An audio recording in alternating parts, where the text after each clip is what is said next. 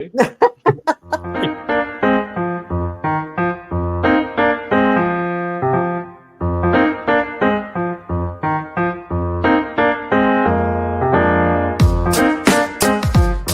I'm Eric Sabria, your Wayne County Treasurer. If you're living in the home of a deceased family member and you're facing property tax foreclosure, the probate process can be helpful to you. If you file a probate petition and notify our office, the foreclosure proceedings will be halted during the probate process. Contact us at 313-224-5990 or email us at taxinfo@waynecounty.com. We're here to help.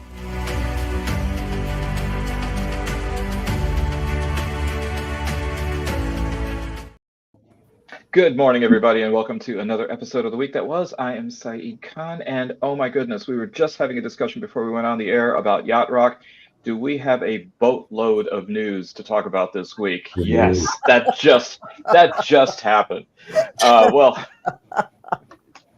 let's go ahead and begin then. We have joining us pollster Ed Sarpolis. We have two of our usual three troika of attorneys, Joel Sklar and Steve Fishman. We have labor and community activist Barb Ingalls. We have veteran journalist Nancy Derringer, and of course, co-founder of Deadline Detroit, Allan Lengel. Well, I moved to the United States at the age of 8, and my dad told me the one show you can't watch is Welcome Back, Kotter, because they're disrespectful to the entire field of education. But now we have a new Epstein to talk about, not Juan. And that, of course, is Jeffrey Epstein just crowding the airwaves today with what seems to be quite a bit of contortions that are occurring with not only the Trump administration, but many of its acolytes in Congress. In fact, House Speaker Mike Johnson called an early recess to the summer session beginning for Congress, it seems, to avoid any kind of votes that would then demand further investigation by the legislative branch on Jeffrey Epstein. And it seems that at the same time, the Trump administration is doing all it can to throw out electronic countermeasures and flares to deflect attention from the Epstein scandal, including a data dump by the Department of National Intelligence on files pertaining to the Martin Luther King Jr. assassination in 1968. It seems as though it is now not even something that is being concealed. This is an all-out effort to block anything which may bring to light further information about the president's involvement with Donald Trump, notwithstanding South Park's treatment of it the other day, and also of the fact that it seems as though a whole lot of photographs are coming to light now showing not only Trump with Epstein, but Trump with allegedly underage women as well. Steve, to you first with the nod. Well, the South Park thing I thought was really interesting since they had just made that agreement with them, and then all of a sudden they come out, and I couldn't see. I saw a little bit of it on the TV they showed, and I tried to find it, and I really couldn't see much of it, but it sure sounded like it was hilarious. Well, Steve, I think you actually need something more than just an antenna to watch South Park. You might need cable. That might have been the problem. I wouldn't know where to look for it because I don't know any of the stations other than the ones I watch. Well, Steve, you actually, if I blank your face, I can bring up YouTube and I can watch it on YouTube. Yeah, that's what I need. I think that probably the most important thing to me was the Rules Committee that agreed they're going to bring, and this is a bipartisan group that's going to do it. I think, and I'm fascinated as to what Ed will say, the polling and all that. I want to see what's going to happen when these jackasses, these ballless wonders who call off the rest of their session, go home and they have any kind of contact with their people in their districts, even if they're widely read districts. I got to believe they're going to be confronted by a lot of people, because it sure sounds like every Tom, Dick, and Harry in that group wants to know what's the story with Epstein.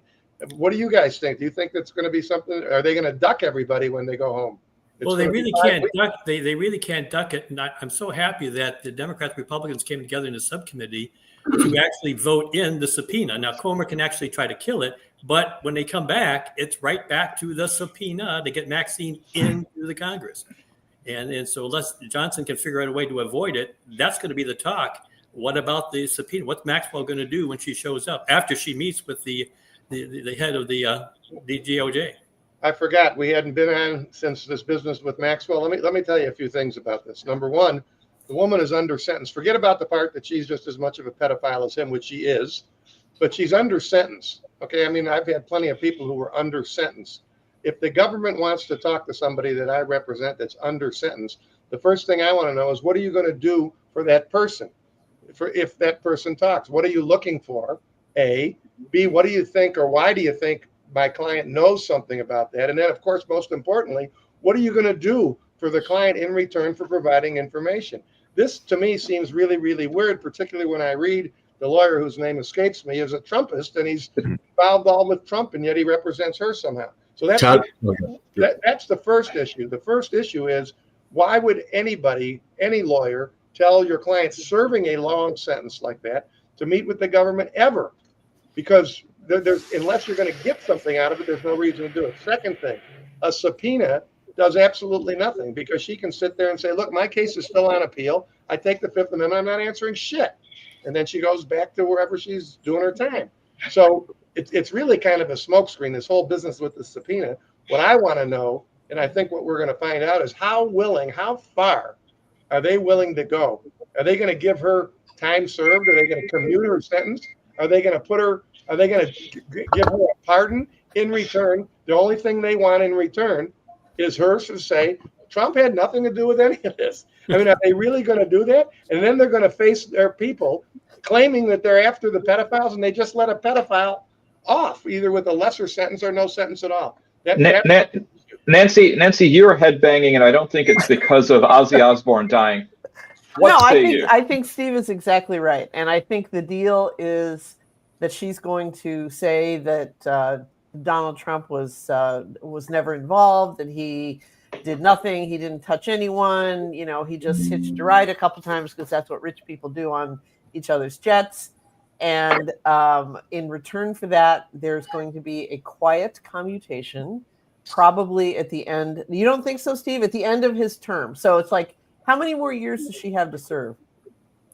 Oh, she's in there for 4 years. She's got 16 years. Okay, so a 20-year sentence, and you get about out of 20 to she'd have to serve about 15 or 16 out of that 20, and she's been in for what, 3 or 4 already. So so I could see them doing that on Trump's way out the door in 2028 or whenever, that 29, I guess. And I think it would, because there'd be no price to pay anymore. Nobody would care. His pockets would be as full as he could stuff them with the White House silverware and all the grift that he's done. He'll be 80 some years old. He doesn't give a shit anymore. I just see that as like a quick 2029, Nancy, as Joel's people would say, inshallah. Inshallah, yeah. Yeah. So wait, Steve wanted to say something. I wanted to hear what he. Who? You, Steve. Yeah. Here's the problem with that. Okay. As a lawyer, okay, does anybody seriously think that any reasonable criminal defense lawyer is going to take this guy's word that he's going to do that on the way out the door? They want the information, whatever horseshit that she's going to tell him. And I don't know that she's telling him horseshit.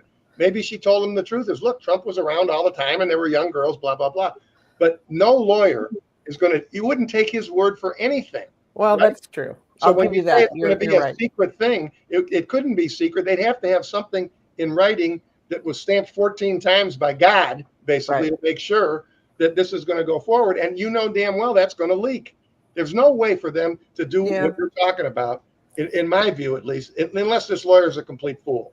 Okay. Well, as long as God doesn't use an auto pen. Allan. I think the fact they sent Todd Blanche, the second highest ranking person in the Justice Department, I think he's feeling it out. He's talking to her and saying, look, in 3 more years, you could probably, get your sentence commuted or whatever without signing anything, and at least teasing her with that. But at the same time, I think Todd Blanche may be going down there to talk to her, to interview her, and then come out and say she's full of shit, she's a liar, and all that stuff that's in the file is bullshit. Something's going on, because you don't send the deputy attorney general for what? They're not gonna prosecute anyone in this case. Steve, the part about the deputy attorney general, you're right. You're absolutely right. You wouldn't even send a lawyer. First, you'd send agents to go talk to somebody. Number 2, you're absolutely right. There's nothing more she could tell them about any potential defendants in the case. So statutes limitations is passed already. Right. But most importantly, I'm going back to the same point. What matters is what the lawyer does. That's what matters in this case. The defense lawyer is the person who has some control over it. And I'm telling you, any lawyer is not going to take the word of Todd Blanche, Donald Trump, or any of these people, because they're lying sacks of shit and everybody knows that. So you'd have to be something in writing. And if it's in writing, it's going to leak. And then what? Then what happens? Well, the only thing I saw last night, a couple of the people that were actually abused, they're saying they're ready. If she's let go, then it's going to be at state level charges. There's going to be other things for the people that were damaged by her, especially in New York, because they've extended the thing because those who were raped or abused. They were on TV last night. Their attorney said, well, if they let her go, then we're going to come after her at the state level.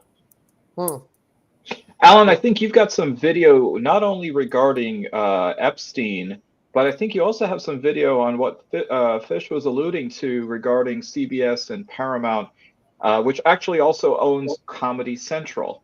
Right. Okay. In what context did his name come up in those files? That's right. Yes, the context matters. For example, maybe Jeffrey Epstein kept a list of innocent people who did nothing wrong. Maybe Epstein had a little black book full of names labeled people who refuse to participate in sex trafficking but still want to come to my island for snorkeling. So here's the point.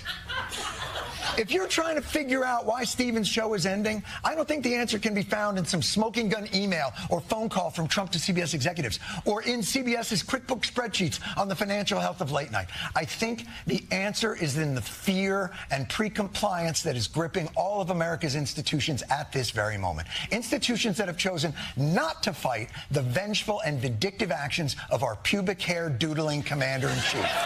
This is not the moment to give in. By the way, apparently, Very well put. according to the creators of South Park, the reason why Trump's manhood was able to be aired without being censored was because they put a couple of googly eyes on it, and that allowed it to pass. I mean, I'm very, very, very, very small.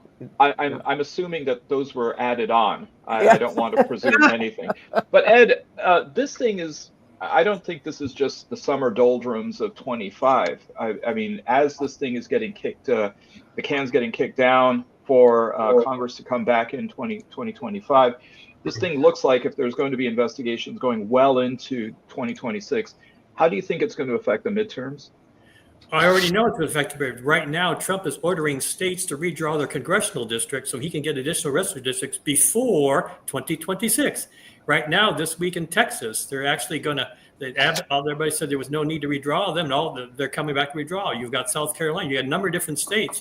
As a matter of fact, Trump's people having people go and Colorado, turn over your voting records to us.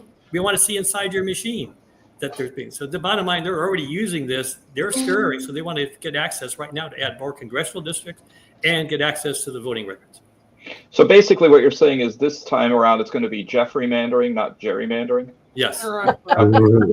Have you seen some of the districts the Texas districts that they drew for one of the maps they did? It was like, it reminded me of when I used to live in Indiana, and the congressional districts were like a pie around Fort Wayne. You know, it was like, here we have a blue city, and so they're going to just split it up like a pie. So all the Democrats are in the narrow end of the slice, but it goes way out into the region to make sure we get all those right-wing farmers in there. Yep. So that was kind of what it looked like.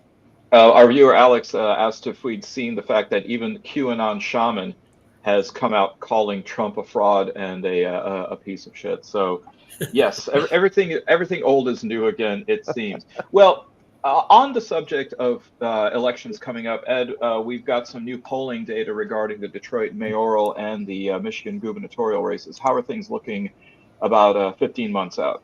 15 months out right now in the governor's race. Right now, Mike Duggan is trying to defeat Jocelyn Benson before the race starts. The poll shows that he's now at 52% in Detroit against Benson. Benson's stuck at 32%. People don't know who she is. What he's trying to do, basically, he wants to force the Democrats' hand, because remember, he does not have a primary. So he has to run a primary before the primary even starts, because otherwise, if he waits till next August, he's gone. So he's trying to defeat the Dems before they can even get started. That's what's going on in the governor's race. When you do a statewide poll, he's hurting. He's very hurting. So the only thing right now, he has to be a spoiler until he's going. As a matter of fact, I think it's the business chamber and the other business groups, when they endorsed him this week, the big guys at the top didn't even know that they did it. They're upset at the fact that there was that endorsement. So this is all trying to rock-a-mole to try to do that. On the Detroit mayor's race, very quickly, the fact is that basically you're down.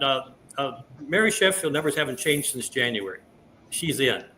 Okay, what has happened is the fact is it's really essentially statistically tied between Solomon Kinloch and Chantel Jenkins. What's interesting is the fact that 8% of Kinloch's vote went to undecided since the beginning of the year.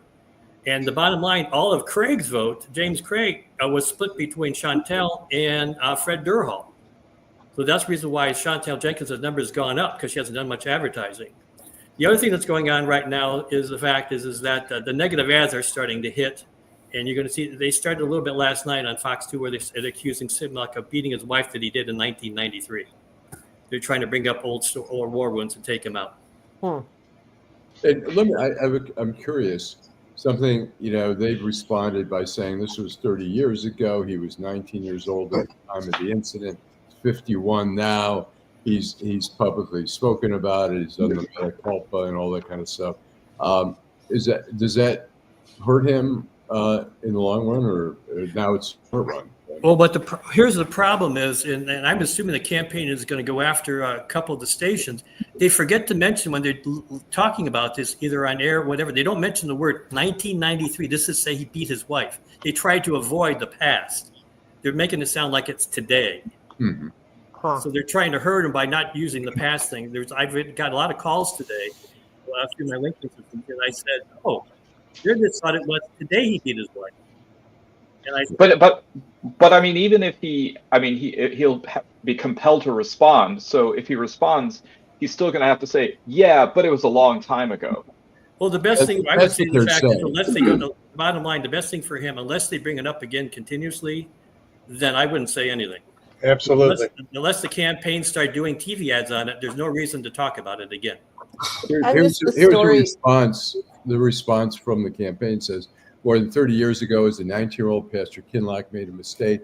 He's never attempted to hide it or run from it. Rather, he has discussed it as part of his ministry and used it to help put countless others on the path to redemption. Yep, and then he has Robin do an ad with him saying he hasn't beaten me. Here I am. I'm supporting his campaign. Is it the same woman he's married to now? Is this? No, it's his ex. His ex-wife. Okay. Huh. Okay, here's an interesting question. Who do you think is going to be the more viable candidate who's Michigan-based for president? Pete Buttigieg or Gretchen Whitmer? I would say this time neither. Okay, fair enough. Okay, Faris, ask us in another 3 years when we go that. Well, speaking of dredging things up from the past, it looks like Tulsi Gabbard over at the Department of National Intelligence is bringing up allegations on former President Obama, whether it's related to the Epstein deflections, who knows, looking to charge him with treason in alleged activity in the 2016 election and the possibility of Russiagate being something that was imputed on then candidate Trump. Steve, Joel, help us out with the definition of treason and whether, ironically, also this whole idea that last year the Supreme Court, if I'm not mistaken, basically gave presidential immunity. Correct. Is that something that Obama could ironically go ahead and invoke here? I could accept there's not even a crime here, but absolutely, the Supreme Court cloaked presidents with immunity, absolute immunity, for their acts in office that go on, that even to the outer extremities, outer perimeter of the executive office. So absolutely, I mean, Obama's immune from any prosecution for any of those acts in office. But this is just a distraction. He's already been cleared by Durham. There's been multiple, investigations. This is absurd. It's another distraction that's going to lose, I think, some steam. It's just ridiculous. And Tulsi Gabbard is just a joke. Fish. Yeah. So, I wouldn't dignify that accusation with even the definition of treason or the statute of limitations or anything else. Something is as ridiculous as that when did you stop beating? Well, we shouldn't talk about it with Kinloch. When did you stop beating your wife? You know, I've never beaten my wife, blah, blah, blah. It's ridiculous. The entire thing that she's talking about is ridiculous. And my answer to her would be really simple. Okay, Ms. Gabbard, you just said what you said. Why don't you go talk to Senator Rubio, now Secretary of State Rubio, who was on the committee that agreed that the Russians interfered. They didn't get next to the voting machines, but talk to Senator Rubio about it. What are you talking to me about? Look at the Mueller report.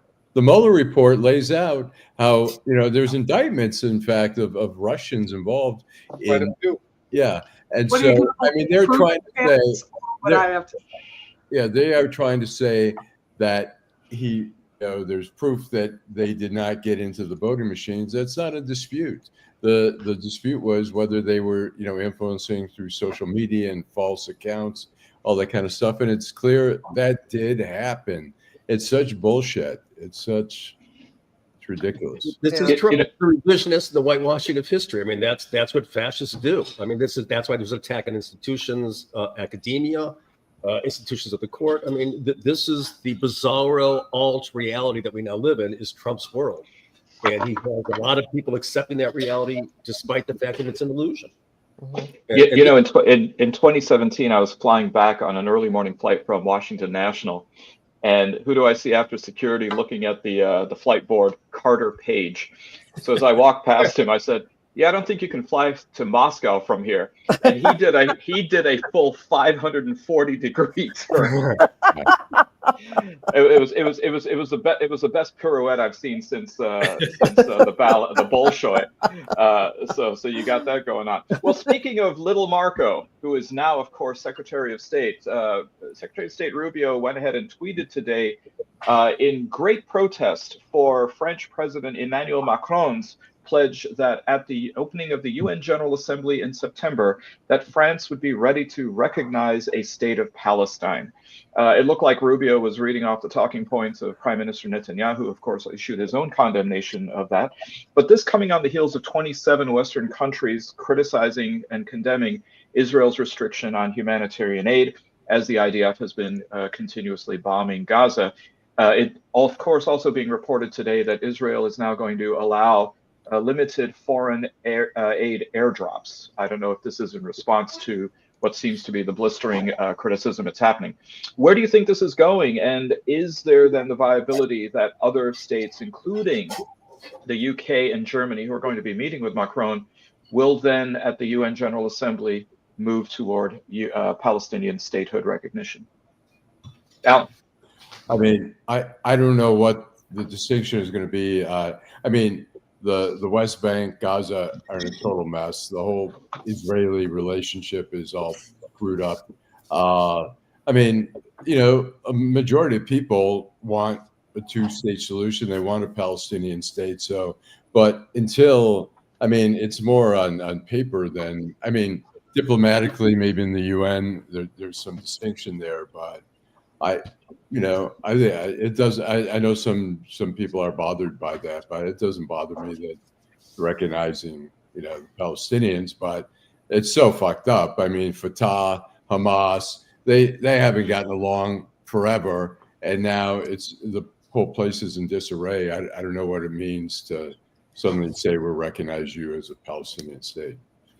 I believe that until Jordan, Egypt, and the Qatar finalize what they're negotiating with Israel, nothing's going to happen. Calling the names, and the other thing, the fact is that if Netanyahu is correct, and some of the people and the United Nations are part of the problem in getting the food into the thing, this will be an ongoing battle. Who's correct and who's wrong? Well, I mean, it seems though, Ed, that even today the USAID came out and reported that the allegations made by Israel that Hamas is the one blocking the aid is just not true. Mm-hmm. So when there are these independent investigations, it seems that a lot of the lies are coming to the fore. Steve? I think what these other countries are recognizing is exactly what I recognize every day that I look at the New York Times and can't stand to even read the article or look at the pictures.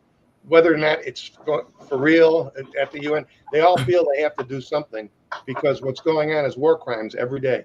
And Netanyahu is a war criminal. That's what he is. And they're slaughtering people in Gaza for absolutely no reason other than to slaughter them. And I don't really think that they're doing what Alan's saying. Oh, the West Bank, Gaza, this and that. They're just trying to find a forum to let the whole world know that, look, we're paying attention to this crap too. And we're not going to sit back and just ignore it. And that's the way I look at it, because I know how I feel. This is as a Jew with an Israeli sister. I can imagine how the rest of the world feels when they look at this kind of stuff. There's a picture on the New York Times today, if you guys saw it, of a starving baby with the mother. I couldn't even look at it. I couldn't even look at it. It's the short video clips they were showing of the people pushing and trying to get food. Unbelievable. It was awful. And then they also... I'll be back. Okay. I think this was a picture with the baby with a plastic bag as a diaper as well. Barb. And who's to say that when they airdrop this aid that there aren't going to be soldiers there to just mow down everyone that runs for it? I mean, I don't believe anything that Israel, that the Israeli army idea, I don't believe anything they was going to do anything but kill people. And it's hard to even say that. And I just think there's for these people more until what's left to even negotiate. Yeah. These stories make you sick. It's sickening. Alan. I was going to say, no question. Look, Netanyahu is fucked up. He's got some of his cabinet members, Smotrich, Ben-Gvir, who are just want to kill as many Arabs as they can. So there's an extremism there that should not obviously not be there. But there's also an extremism with Hamas, who I feel like every time they see the horror that is going on in this sick symbiotic thing that's going on there, is every time they see the sick, they know the world hates the Jews and hates Israel more and more, and they're okay with losing Palestinians to for their cause. But I'm not excusing Israel, but I think they're both playing into the hands of one another. Well, Hamas already admitted it. Hamas already admitted at the cost of the Palestinian people. Yeah. No, but it's awful to see. There's no doubt that the Israeli government is trying to, is making Gaza unlivable, forcing Palestinians to leave their homes. Right. I mean, this is awful to watch, and it's by starvation. It's something that is reprehensible and inexcusable. I don't know, whatever the dynamics are between Hamas and Israel and the complexities of that area, letting a child starve is just wrong. I mean, whatever is going on around you, that's wrong, and that's condemned. We should be condemning that. I think we are. I don't see that. I don't see any excuse for what's happening. I see the picture Steve sees. I'm disgusted by it. I think now with testimony coming out from Israeli soldiers saying that there's unwritten rules that one day we're supposed to, as snipers, aim for kids' heads, another day for testicles, and another day for abdomens. I think that the rhetoric is no longer just coming from Hamas that could then be challenged as discredited. Barb, I think you were nodding. I don't even, I'm at the point right now watching this, and to call it anti-Semitic is wrong. I am fairly anti-Israel. I'm fairly anti-American at this point. I don't know what to do except for be so sad and furious about the way that this is happening, and they are slaughtering children. They're starving children. They're shooting people.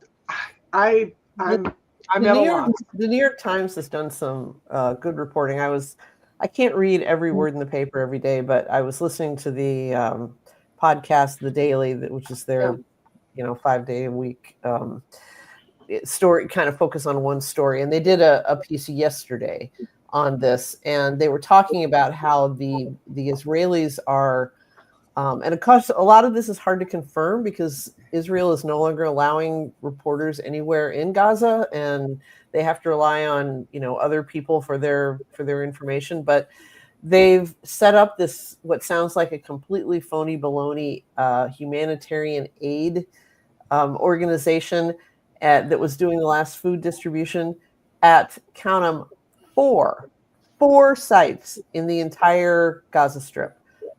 They used to have 400. Now there are 4, which virtually, and they're all in the southern or central part of Gaza, which virtually guarantees that there are going to be mobs at these 4 sites because, you got to.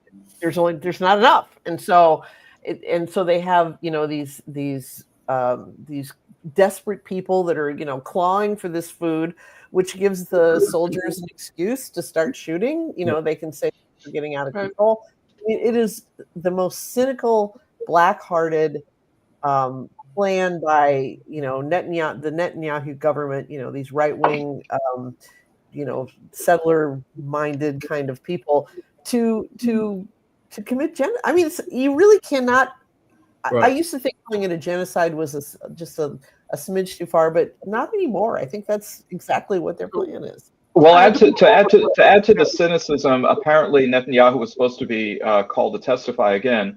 He claimed that he had food poisoning, and so now the hearing has been pushed off to September because the courts are on summer recess, kind of like Mike Johnson with Congress. Alan.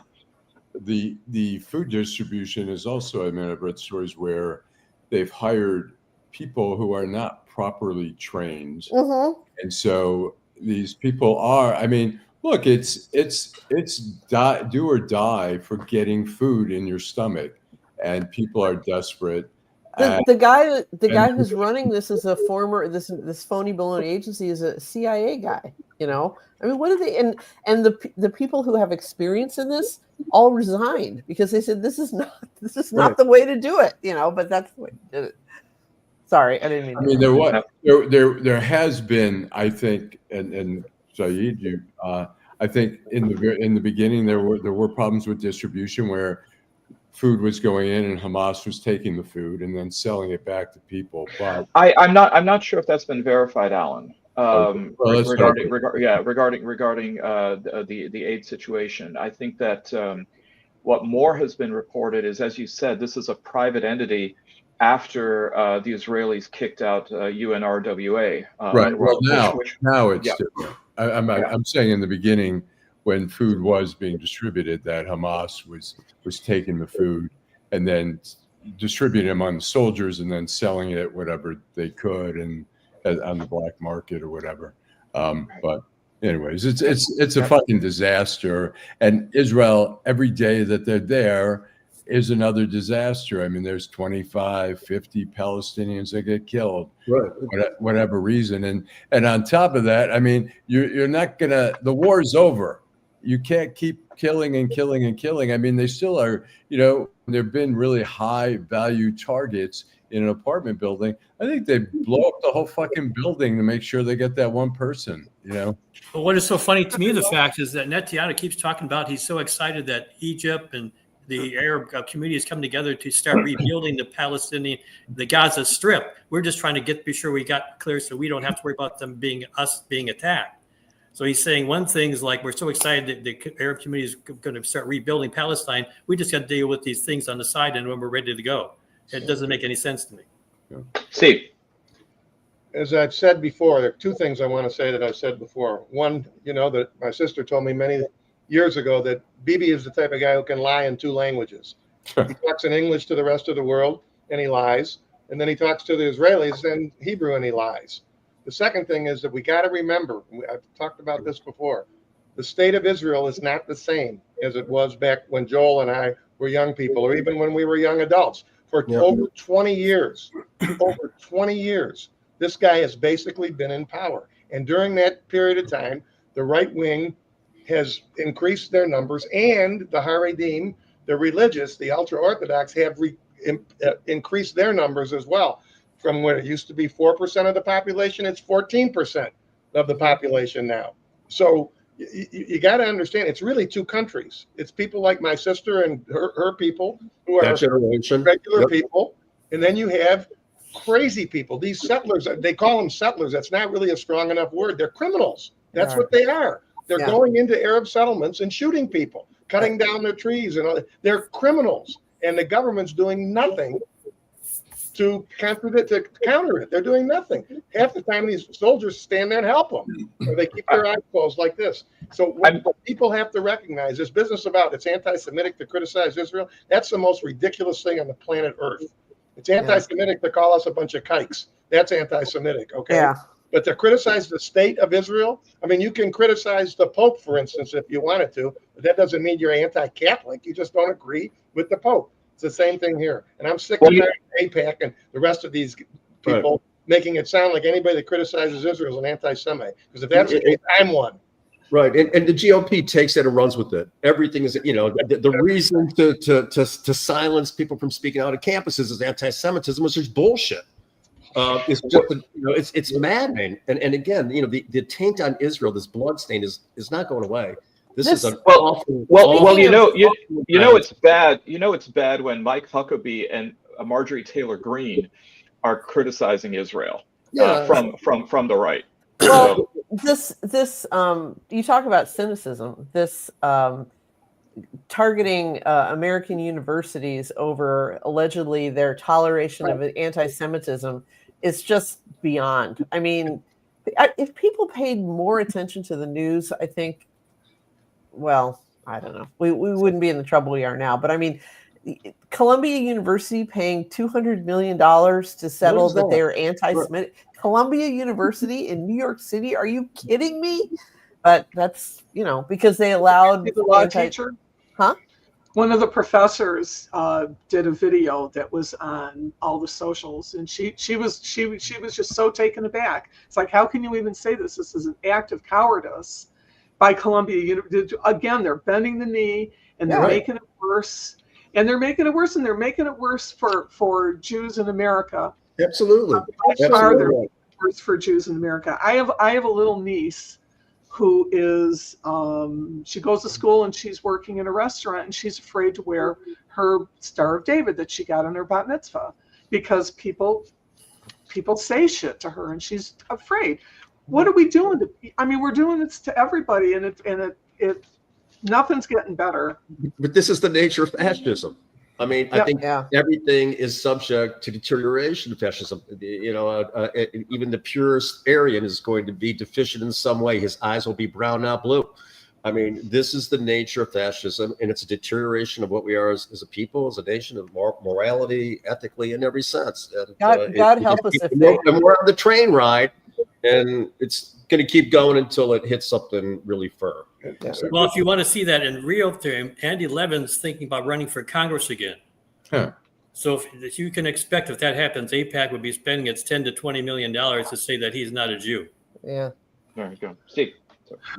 No, go ahead, Alan. Go ahead. I was going to say, we have one of our smasher numbers, Faris Khan, no relationship to Saeed, who asked why there should be a Jewish state. But, and I know, Saeed, we've talked about this before. The reality is, whether it's, Iran's an Islamic state, there are a lot of Islamic countries around where, it's the law. And so the idea that why a Jewish state, I feel like, look, and my parents being Holocaust survivors, that, the Jews, my father's from Poland. There were 3.3 million Jews in Poland. Now there's 6,000 Jews. Right. Because we had a Holocaust. That's the simple answer. Yeah. Well, and Czechoslovakia is the same. My mother's from Czechoslovakia. There were a lot more Jews and stuff like that. So the idea of just having the Jews be minorities again in Israel is that at some point they get chased out of Israel, or something's going to happen. I mean, so I don't like all the politics of it. I'm not going to defend Netanyahu for a lot of the shit that he's done. It's horrible, but I do defend there being a Jewish state. I don't have any objection to, well, actually I do. I have an objection to any state that defines itself by one demographic group, particularly when it's at the expense or the exclusion of other demographic groups, and even more so demographic groups that were already there before their foundation. Having said that, I don't see anything per se wrong with having a Jewish state if they weren't discriminatory against two major demographic groups within Israel. One is the Arabs, and the other is other Jews, because there is discrimination that hasn't been fully played out. I don't claim to know all the politics that are involved with the Haredim, but it seems as though whether if you have an exemption to a group serving in the military and providing their full obligations, that's discrimination the other way. So I think that there are these kinds of fault lines that you see happening in Israel, which, by the way, are happening in every country. We can talk about America in a second. I think that what I would offer is I don't think that when the offer of a Jewish state has been made or asserted, I don't think that it's been very well defined what it means to be a Jewish state. And I think that that kind of daylight that exists between the rhetoric and the reality probably needs to be worked out a little bit more, because right now it seems like shifting goalposts. That's what I'm seeing. Steve. The point of it is, though, when you start, without getting back into why it happened, I mean, everybody kind of knows why it happened. Allan described it, and you can read any history book and tell you how it happened back in 1948. But quite frankly, if we had a two-state solution, this whole argument would be irrelevant, because there'd be a Palestine and then there'd be Israel, and people could make their choice. If the Palestinians want to live in Israel, I mean, that's up to them. But they would you wouldn't have this whole discussion about it being. It's because of what Netanyahu and them are doing, going in the West Bank and doing what they're doing, going to Gaza and doing what they're doing, and that's what turns this whole discussion on its head. I think along with that, Steve, there's a moral abdication that drives me up the wall. The two countries that were most responsible for this are France and Britain. Right. And for them to kind of just sort of sit back, washing their hands of it, and then looking down at the Israelis and the Arabs and saying, boy, you guys are really primitive because you can't get along. Notwithstanding, of course, the history of England and France going back 2 millennia. But the idea that they're the ones who carved out the land, which wasn't theirs, they're the ones who then favored one side over the other as a divide and rule at any given time. And for them to have this kind of moral abdication now, that's where the criminality, I think, is. And nobody is calling them on what they've been, their complicity in this. Allan. I was going to say, I agree with you about the discrimination. There is discrimination there against certain groups, but there's discrimination here in America, and it's not excusing that. But we have lots of. I mean, look, this is a white Christian nation, basically, and I mean, if you see it now, you see all the Pam Bondi and all these people in the Trump administration wearing their little crosses. It seems to send a signal. This is the white Christian nation, and we're going to make sure that it remains a white Christian nation. I was going to say one other thing in Israel, and 20% of the population is Arabic, and the Arabs do not go into the army except for the Druze, who are loyal to whatever country they live in. So there's a discrimination there, but they don't want to pit Arab against Arab in war, and so you're somewhat of a lesser. You do have all you're supposed to have all the rights to vote, be in the Knesset and all that, but if you're not in the army, which is part of the passage, the rites of passage there in Israel, there's probably some discrimination just even based on that. So. Saeed, what you were describing earlier about France and Great Britain that's the story of colonialism. That's always been the way it goes. I mean, the Hutu and the Tutsi in Rwanda always got along until the Belgians showed up and said, these people are a little slightly more light-skinned than the other people, and so we're going to favor them and give them everything. And then you ended up with, it was divide and conquer. It's the way it always was. Well, there are some places in the post-colonial world that have gotten it right, Nancy, and I would actually give the example of Singapore. I mean, here you've got three distinctive ethnic groups. You've got the Malay, who are mostly Muslim. You've got the ethnic Indians, who are mostly Hindu and some Sikh. And you've got the ethnic Chinese, who are Buddhist and what have you. And they've come together, and when they won their independence in 1957, they decided this is us. This is all us. And apart from the fact that I wouldn't recommend taking chewing gum there, it's a country that's pretty well oiled, and you can get away. Is it fully democratic? No, it's got kind of some but Saeed, if you listen to the testimony of Congressman last week, our congressmen still can't believe Singapore is not Chinese. They just think they're still Chinese. They don't call them. They still call them Chinese. They don't call them Singapore. Yeah. Which would have actually, as always, Saeed knows way more about world history than it shows, Ed, that I mean, if Singapore won its independence from America instead of England, it would have taken them 5 minutes. Because they would have just hidden the whole country. Right. So, Allan, you know what? We're a little bit over time for a commercial. Let's squeeze one in. Hi, I'm Eric Sabri, your Wayne County Treasurer. If you're living in the home of a deceased family member and you're facing property tax foreclosure, the probate process can be helpful to you. If you file a probate petition and notify our office, the foreclosure proceedings will be halted during the probate process. Contact us at 313-224-5990 or email us at taxinfo@waynecounty.com. We're here to help.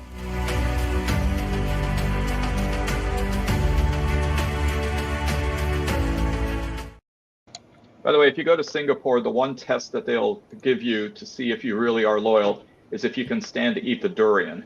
Stinkiest fruit in the world. But the fruit itself is actually kind of mild. But there's a test for you. I guess in America we have Rocky Mountain oysters as one of the tests. But speaking of America and wondering how much we necessarily can claim any moral indignation, reports are coming out of Miami from the ICE detention center there that migrants have been forced to kneel to eat their meals, and this is one of many horror stories that are coming out of it. Ed, what are you hearing from these stories, and is there any recourse to this? Well, the problem in the recourse is that the Supreme Court stepped in to stop it, but then they went quiet. So everything, and then when you got the governor of Florida supporting what Trump is doing to create this situation, the Supreme Court walked away from this issue. So it's not going away. It's vacation season, you know. You can't expect them to work through the summer. Sorry, go ahead. But there's no more highlight. I mean, so why should it? No, why this is. it, Are you still talking? You still got the greyhounds. Are you talking about the stories, Saeed, that I've heard where they have people shackled in a cell and they won't take their shackles off for hours, and so they end up feeding them, and of course it's very hard to eat if you don't have your hands to use, and so they end up having to like bend over like dogs and eat. That would be the one. But I mean, again, this is a country that allowed for Guantanamo Bay. It allowed for enhanced interrogation techniques, including waterboarding. So, I think we have a longer genealogy going on here. Bill or Joel. Yeah, there was an article in the New York Times about something called toxic empathy. And essentially, it's punishing you for feeling for someone else. It's saying that's dangerous. God forbid you feel somebody else's pain. Put your feet in somebody else's shoes. And when we get rid of empathy, well, then everything's fair game. Right. We can kill, we can starve, we can do whatever the hell we want. And when we lose empathy, we lose our soul. And so when I'm reading this and saying, boy, toxic empathy, it's a dangerous thing. You shouldn't feel for others. It is absolutely insane. And this is what the right wing is. It's a selfish, unfeeling, ungiving a shit about anybody else but themselves. And that's an ethos that's being embraced. And it's just another, dissension where we lose ourselves as human beings. Empathy is one of the great things that we have as human beings. We feel for others. We can do something. Well, I have no empathy for Ron DeSantis and the people who are running this place down here. So it'd be interesting, since we know Ira's watching, Ira Todd, the former homicide detective. Why don't we put these guys in the Wayne County lockup for a few days and see how they like it down there? And look at the fact. This is what your headbanging is doing. You talk about these immigrants. Trump wanted to send people back to Venezuela to free up some Americans. They were swapping. They were taking people to create a swap of people. They said they weren't going to do. Yeah, and one of them is a killer. One of them is a murderer. Exactly. Yeah. Yes, I know. Well, Ed, I think somehow the Epstein files might disclose more Trump swapping of things. So stay tuned. He's got that stain on his pants in those pictures, though. Yeah. Okay. Barb and then Steve. This is all done. The worst part is that this is all being done in the name of being a Christian nationalist. And that's what they want for this country. Just like they want one religion, one nation, and one race. And it's disgusting. I mean, if you talk to any of these people, you talk to them about jails and how disgusting it is that these people actually get 3 meals a day if they're in prison. It doesn't matter for what. And everybody deserves the death penalty. And then they talk about their religion. And yeah, yep, I'm not surprised at all that they're treating them like this down there, because that's what they like. That's what they love. Yeah. Steve. 2 things. Barb, you're absolutely right. That's what they love. Keep in mind, what do I always say on this show? They love it until their cousin or their brother or their son or themselves are the person who's being treated the way that they're laughing about what's going on with other people. That's the first thing. The second thing was one thing when they were in El Salvador and they were doing all this same crazy shit. The fact that this could go on in the United States, when I read that article, the fact that this could go on in the United States without federal judges up to and including the Supreme Court doing something about it is beyond my comprehension. That you can have people kneeling. I mean, when I read that article, you'd have never believed it was in the United States that would happen. And I've been in some of the toughest penitentiaries on the planet. Okay, everybody gets food. Everybody gets to stand up, sit down, do normal things. Okay, unless you really become an asshole and then you're in solitary. But you're still not forced to do what this is going on. And the fact that any of our courts, particularly the Supreme Court, can sit there and allow something like this to happen without at least having a court hearing about it is insane. This is why I'm. Steve, have you ever been in a Turkish prison? I've been in Jackson prison, though, and that's not any fun either, but it's not like a Turkish prison, I'm sure.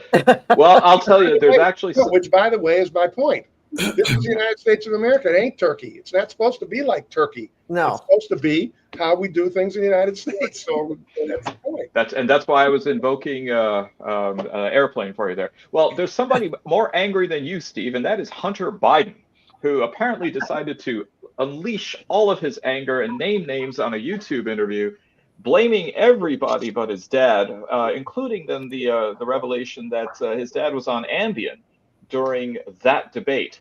Hard to believe that debate was only about a year ago. Boy, a lot has changed in 12 months. Yeah. What do you think about Hunter Biden? And do you think that a Hunter Biden, Donald J. Trump Jr. ticket for 2032 is he hitting the pipe again? That was my question when I heard him. Precisely. Yeah. Exactly. So I don't know. I think that might have been a tailpipe that he hit. Yeah. Well, I want to go ahead. Is that if you're tracking the score on that Hunter Biden debate, or he's getting high marks. Actually, people are supporting what he did. They're saying this is the best thing the Democrats have had in the last year. Hunter Biden? Wow. Yes. Okay. No, I mean, literally the reaction to it. The reaction to it is kind of amazing. Can I let me answer Derek Henry's question about cruel and unusual punishment? The thing you have to understand, non-lawyers, that's when you've actually been sentenced.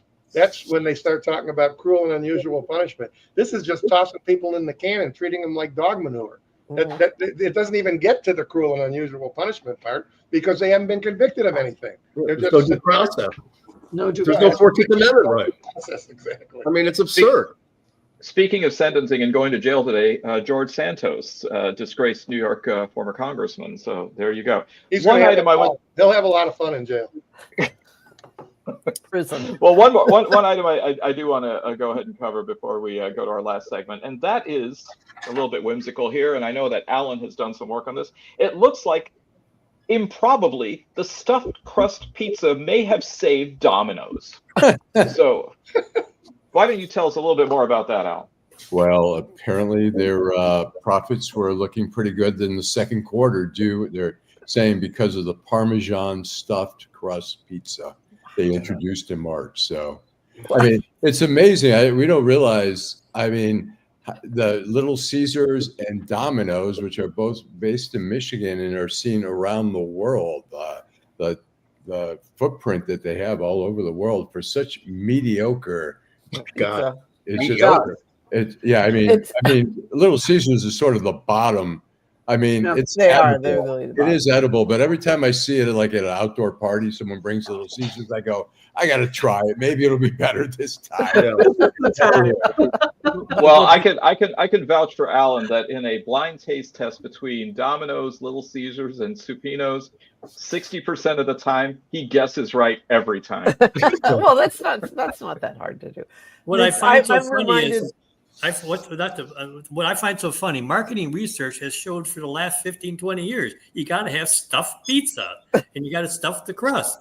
Okay, what was Domino's doing for the last 20 years when every marketing says that's what every pizza store I've ever been in the last 20 years, that's what they have. It's kind of amazing. Ed, we were just trying to avoid the Noid. I'm reminded of Elaine Bennett, her great line from Seinfeld, where she said, "Will we ever run out of places to conceal cheese on a pizza?" But, sometimes you wonder, like, what are these companies thinking? It's like Smucker's makes jams, and suddenly, like 30 years later, they say, "Let's make peanut butter." What? Who came up with, or Heinz is like making ketchup, and finally they say, "Hey, let's make mustard." What a brilliant idea. Steve.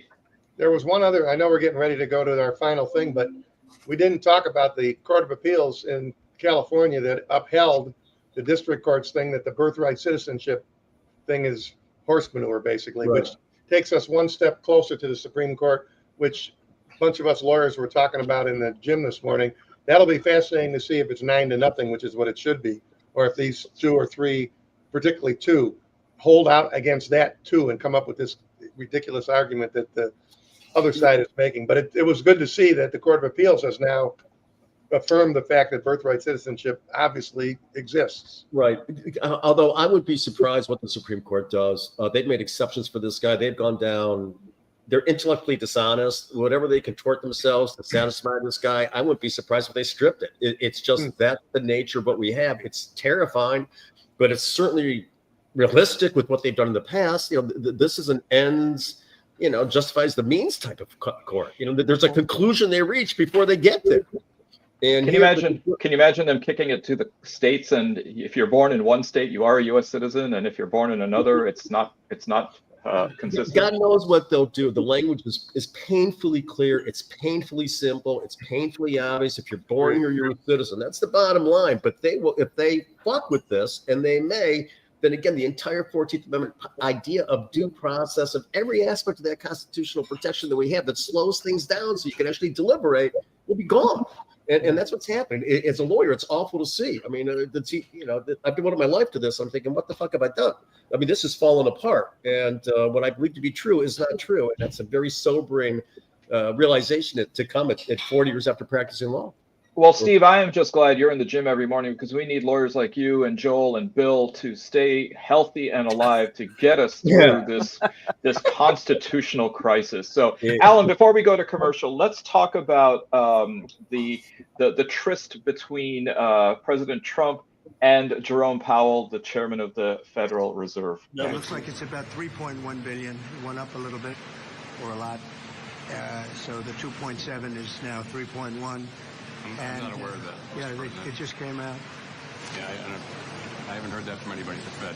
You just added in a third building is what that is. That's a third building. Well, no, but it's a building that's being built. No, it was built 5 years ago. We finished Martin 5 years ago. That is honestly one of the funniest things I've ever seen. That was one of the best. I does not back down from that. That was one of the best. The little skinny little guy. Tell him, no, you're full of shit. No, you're full of shit. No, I got receipts right here. You added a bill using video. 5 years ago. But wait, before we go, these just came out. Except keep in mind, there you saw Donald Trump. There you saw the pathology of him. The guy is confronting him. He's telling him he's full of shit, and he just keeps on talking. Right. Part of the whole thing. Yeah. Right. So Powell should have said, "Oh, which subpoena is this that you're telling me about?" Yeah, he keeps saying the cost is gone. You're overrunning. Right. And here's another reason you're a bad manager. And he says, "No, that building was from 5 years ago." So we have. This is just a little humor here. Well, guess what, haters? His promises just got even bigger. We're going to get the drug prices down, not 30 or 40%, which would be great, not 50 or 60. No, we're going to get them down 1,000%, 600%, 500%, 1,500%. Numbers that are not even thought to be achievable. Just so you understand, lowering drug prices 100% means it's free. Lowering it past that means they're going to give you money. That's the greatest. Some of you back in high school learned about irrational numbers. I think these are the real irrational numbers. So anyway, Alan, let's go to the last segment. Downtown Detroit, Robert Wells, Schmuck of the Week. All right, given the fact that it is 29 minutes after the hour, we've got to go to Steve. Mine, I hate to go back to our same subject. Mine is a guy who happens to be the heritage minister at the state of Israel. His name is Amichai Eliyahu. And he came out yesterday, I want to say, or maybe it was in the paper yesterday, and basically didn't even pretend. What we need to do, he said, is we need to destroy Gaza, you see, and then we'll turn it into an all-Jewish place and we'll just get rid of all the Gazans. It was so bad that even Bibi Netanyahu said that was a little extreme. So he's my Schmuck of the Week. Amichai Eliyahu, heritage minister, whatever that means, of the state of Israel. Not supposed to say that out loud, you know. Yeah. All right. Barb. Another difficult week. I'm going with Enbridge.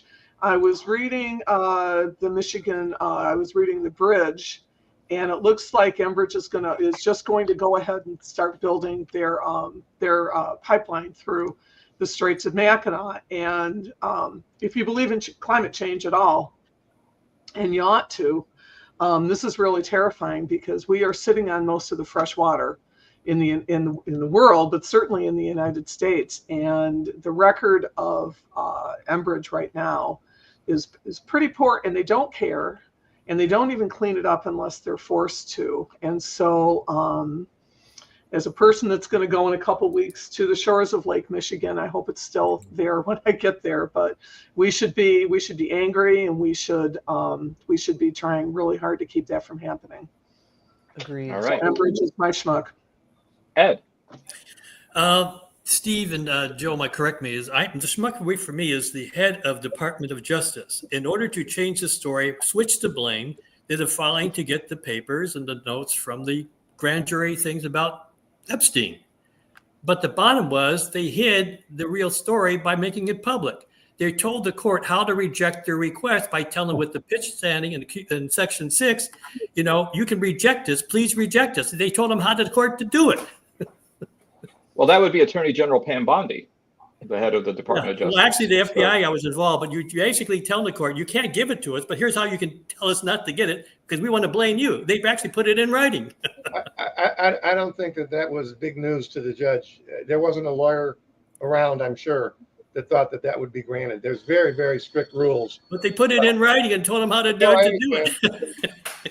Okay. We talked about that last week, as I recall. Yeah. Nancy. Well, I don't know how many of you are in the too much online category and have been following the story of the Huffman family, who apparently lived in Texas, not Massachusetts, not Michigan, not Minneapolis, but Texas, but decided it was too woke. And they wanted to live someplace where there would be no wokeness at all. And so they emigrated to Russia. All right. So now they're living in Russia. They're in some sort of American compound over there, some little village, and things are not going well for them. And they decided life would be easier if they could get full Russian citizenship. And so the father, Derek Huffman, enlisted in the Russian army, with claiming that he was promised he would be in a technical advisory role or somewhere far from the front lines, and is just now realizing that he should have learned Russian before he moved to Russia, and he's going to be sent directly. He's cannon fodder, basically. He's going to be sent directly to into the war with Ukraine, and we'll be lucky if we ever see him again.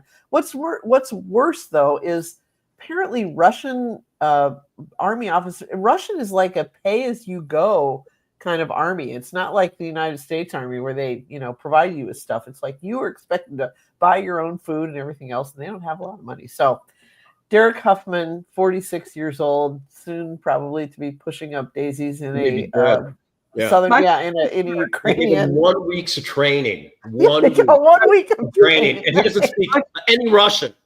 No Russian yet. It's all in Russian. You don't need a whole lot of training to die, Joel. I mean, stand there and get shot. My favorite part was that he said his daughter was in the schoolyard at her school in Texas. One of her friends told her about lesbians. Oh, okay. And that was that was done. It was like, Barb, was that the point of buyer's remorse? No, this was in Texas. Oh, okay. No, that's how he was convinced it was too woke, because one little girl knew about lesbians and told his daughter. So that was wasn't that the plot in the movie White Knights, where Gregory Hines was upset with America and then he defected to Russia, the Soviet Union? He did, yes, he did. So now if we can get Carter Page to do another pirouette, he can crash land there like Baryshnikov, and we've got a sequel. All right, Nancy. That was me. I just. Oh, okay. That. I'm sorry, Joel. Oh, Joel. Okay, I'm going to go with that guy Andrew Byron, who was the guy that was caught on the kiss cam. And they conquered, it went viral. He resigned. All sorts of stuff was going on. But the beauty of it was he wants to sue Coldplay and those who run the arena or the stadium because they somehow invaded his privacy. When you're out there in a concert and there is no expectation of privacy. It is balls to even say that. Right. I understand that Chris Martin chuckled when he heard, but what an asshole. Yeah. You got caught. Give it up. With the head of HR in this country. All your discretion, again, it's very common, but it's absurd. So when I was a reporter, I used to love to run into guys like that when you'd be out taking pictures at like a demonstration or something or any public event. They go, "I didn't give you permission to take my picture." It's like, fucker, I don't need it. You're in a public place. It's like that's just the way it goes.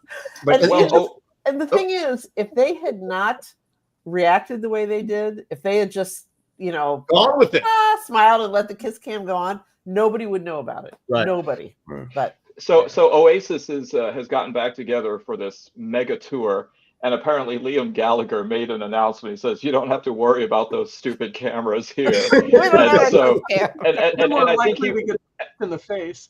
And I think he went right into, ironically and tongue in cheek, into the song "Roll with It." So that would just be fun. Right. Allan. I'm going to go with Deputy Attorney General Todd Blanche, who went down to visit Maxwell, not as a representative of the Attorney General's office, so went down there as a lawyer for Trump. It's so disgraceful what they've done with the Justice Department and the FBI, all the people they're firing and demoting and stuff like that. And Todd Blanche is, part of that. He's a piece of shit. So. Mm-hmm.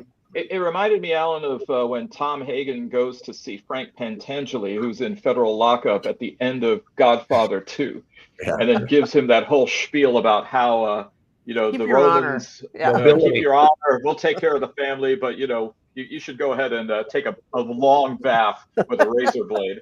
Yeah. All right. Well, I've got two. One, as Detroiters, this really is a bee in my bonnet. Delta Airlines is considering dynamic pricing based on individuals' willingness to pay more for a ticket. Using AI and other personal data, we're just going to get schwanced in the same way that Ticketmaster has been schwancing us for God knows how long. So that's pretty rude. And the other is Idaho Republican Congressman Mike Simpson, who is proposing a bill to rename the Kennedy Center for the Performing Arts after the First Lady of the United States, Melania Trump. As I've been telling people all week, not a bad come up for an old whore, Yeah. There you go. Very nice job. Will they have pictures of her shimmying on the pole? Will that way? I mean, you just can't make this up. This is like in Back to the Future 2, where Biff renames everything. Which, by the way, apparently Zemeckis said that he made the Biff character based on Donald Trump. So, wow. Yes, life imitating art and vice versa. There we go. You know what it is? It's the Trump people. They've got to piss on every fire hydrant in D.C. Yeah. They've got to put their mark on everything. It's just the pictures of the Oval Office these days with all that fucking gold in it. It looks like something from a Banana Republic. It's awful. There's one place, Allan, in Washington that Trump will not touch, and it's not for any honorable reason, but because he has contempt for everybody there, and that's Arlington National Cemetery. Yeah, that's true. So there you go. Well, thank you for just another wonderful week and a tour of the news in the week that was. Thank you, Ed Sarpolis. Thank you, Steve Fishman. Thank you, Joel Sklar. Thank you, Barb Ingalls. Thank you, Nancy Derringer. And thank you, as always, with the last word, Allan Lengel. Drive home safely. Have a great week, everybody.